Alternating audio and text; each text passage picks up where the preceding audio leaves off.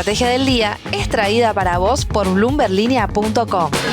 Muy buenos días, estrategas. Soy Francisco Aldaya, jefe del Buró de Argentina en bloomberlinia.com, y hoy les voy a comentar las 3 noticias más importantes para que arranquen su día. Además, Belén Escobar con un preview del dato de la inflación de abril en el dato económico de la semana. Como siempre, no se olviden de darle clic al botón para seguir a este podcast, de compartir este capítulo, de activar las notificaciones y si les gusta lo que hacemos acá de lunes a viernes, ¿por qué no darnos un 5 estrellas en Spotify o un pulgar arriba en YouTube?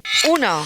El riesgo país de Argentina volvió a perforar la barrera de los 500 puntos básicos ayer, cayendo hasta las 498 unidades, su nivel más bajo desde enero. En ese primer mes de este 2026 tocó el mínimo de la era Milei, es decir, de 478 puntos. El upgrade de Fitch Ratings la semana pasada, que subió la calificación de Argentina desde CCC+ a B-, claramente jugó un rol en esta última compresión, pero no solo fue Fitch. Recordemos que el analista de Moody's, Jaime Reulle, pasó de decir que no veía una mejora en el corto plazo para la Argentina a afirmar que podría suceder efectivamente en julio de este año. Así las cosas, los bonos soberanos en dólares subieron hasta 0,5% a lo largo de toda la curva ayer, desacoplándose de una jornada adversa para la deuda emergente, donde Brasil, Colombia y México operaron en rojo en renta fija. El viceministro de Economía José Luis Daza dejó en claro que las mejoras de calificación no son solo marketing, explicando la semana pasada que expanden el universo de fondos institucionales que pueden invertir en instrumentos argentinos. También fueron bien recibidas las declaraciones de Caputo la semana pasada, con el ministro dejando entreabierta la posibilidad de emitir deuda internacional en 2027. Pero hay que resaltar que condicionó ese escenario a una mayor baja de tasas. El titular del Palacio de Hacienda había detallado también que el programa financiero hasta el final del mandato de Milei está cubierto prácticamente en su totalidad, con unos 10.000 a 10.500 millones de dólares entre colocaciones locales por 4.000 millones, créditos garantizados de multilaterales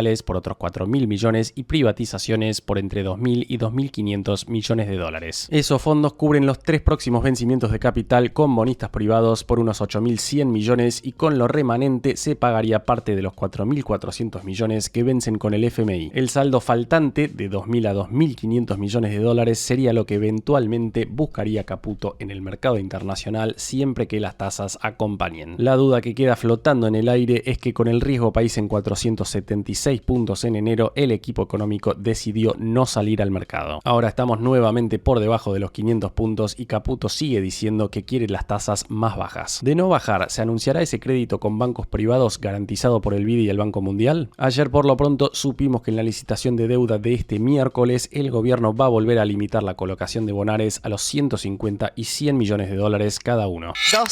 Central Puerto sigue diversificando sus negocios más allá de la generación eléctrica y el gobierno le aprobó ayer la adhesión al RIGI del proyecto Diablillos. Estamos hablando de una mina de oro y plata ubicada en Salta que pertenece a la canadiense Abra Silver, de la cual Central Puerto es el principal accionista institucional con 9,9% de las acciones. La inversión estimada es de 764 millones de dólares, de los cuales 482 millones son activos computables para los beneficios del RIGI. Se prevé una inversión de 98,5 millones de dólares este año y 254 millones en 2027 para construir una planta de procesamiento con capacidad de 3,2 millones de toneladas por año. El inicio de producción se proyecta para el 2029 con un retorno esperado del 28% y recupero de la inversión en 2 años. El proyecto generaría además más de 2.000 empleos directos con un potencial exportador estimado en 417 millones de dólares. Y hablando de empresas generadoras de electricidad, como lo es principalmente Central Puerto, ayer Geneia informó a la CNB que su oferta por la mitad de Citelec, controlante de Transener, fue aceptada. La privatización avanza.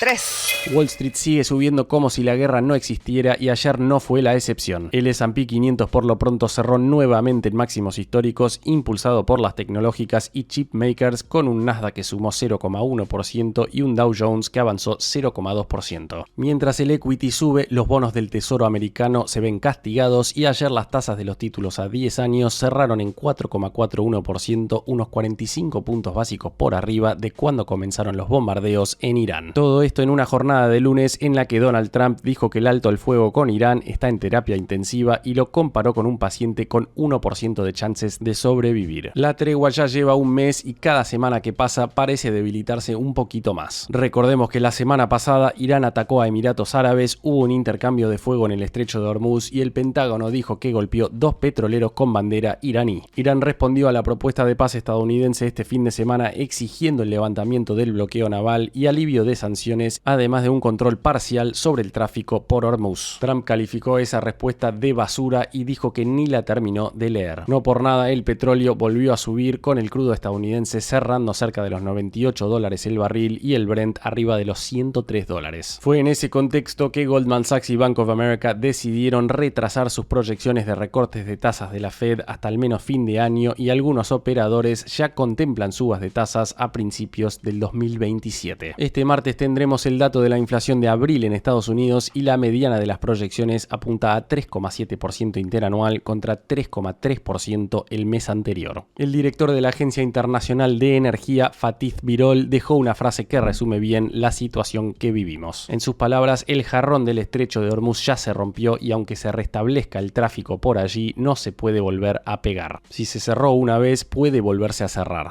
Antes de pasar al dato económico con Belén Escobar, veamos rápidamente cómo cerraron los mercados ayer. El S&P Merval subió 2,3%, fue una jornada más verde que roja para las acciones argentinas en Wall Street, con subas de más de 6% para YPF y caídas de hasta 5,2% para Globant. Los bonos en dólares subieron hasta 0,5% y el riesgo país quedó en 496 puntos. El dólar blue cerró en 1.405, el MEP en 1.433 y el contado con liqui en 1.480 pesos. El dólar mayorista quedó en 1.391,50 y el minorista en 1.415. En materia de tasas, la LECAP a junio quedó en 23% y la caución a un día quedó en 13% al cierre de la rueda. El Banco Central, por su parte, compró ayer 136 millones de dólares, dejando las brutas en 46.143 millones de dólares. El dato económico. Y ahora, Belén Escobar, contanos por favor qué está pasando con la inflación de abril. Y hoy nos toca hablar de la inflación, porque esta semana el INDEC publica el dato de abril y les anticipo que las consultoras esperan una desaceleración en la estadística de los jueves. De hecho, este lunes se conoció la inflación porteña de ese mes y dio un 2,5%. Si bien no es estrictamente trasladable esa estadística al territorio nacional, es una referencia a tener en cuenta. Pero entonces, ¿qué esperan las consultoras para el IPC de abril a nivel nacional? Hay un consenso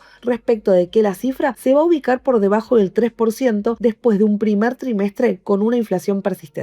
A través del dato económico de la semana, te cuento que las proyecciones van desde un 2,4% a un 2,8%. Sobre esta situación, Iván Kachanowski, economista de Fundación Libertad y Progreso, ve lo siguiente. La inflación de abril la tenemos estimada en 2,4, lo cual representaría, si ocurre, una fuerte desaceleración con respecto al 3,4 que hubo en marzo, que ha sido estacionalmente alto. Abril también es un mes que es estacionalmente bajo, pero más allá de las estacionalidades, lo que estamos viendo para adelante es que la inflación va a continuar a la baja, ¿no? Y que los 10 meses anteriores que mostraron un camino alcista habrían alcanzado un techo en marzo para empezar ahora a bajar. Es decir, se va a retomar el camino de la desinflación, nada más que a una velocidad más moderada, ¿no? El año pasado terminó en 32% anual, lo más probable es que este año termine alrededor del 26%, con lo cual va a ser más baja que el año pasado, pero bajando a un ritmo más lento. Para mayo, con los datos a la primera semana, nos estaría dando alrededor del 2,1% mensual, con lo cual se consolidaría todavía más la inflación a la baja, y de ahí a futuro estamos viendo alguna inflación cercana a 2, incluso algunos meses que empiecen a correr por debajo del 2 y empezando con 1, y hacia finales de año ya más cercano a 1. Bueno, de todos modos, como dije, todo esto implicaría que el año cierre en torno al 26%, que es por debajo del año pasado. Y bueno, después el de 2027, si bien es electoral y va a presentar desafíos adicionales, creemos que va a seguir bajando la inflación en términos anuales también. La frase del día.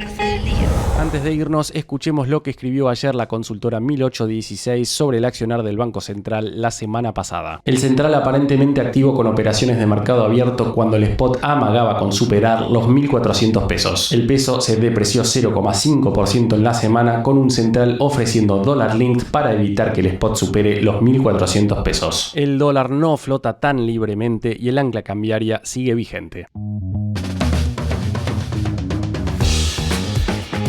Esto fue un nuevo capítulo de la Estrategia del Día Argentina. Yo soy Francisco Aldaya, jefe del Buró de Argentina de Bloomberg Línea, y me podés seguir en X en @franaldaya. No se olviden de darle clic al botón para seguir a este podcast y a la campanita para que se enteren al instante cada vez que sale un capítulo de lunes a viernes. Espero que tengas una gran jornada productiva. Esto fue La Estrategia del Día Argentina, escrito y narrado por Francisco Aldaya. Producido por Arturo Luna y Daniel Hernández. Que tengas un día muy productivo.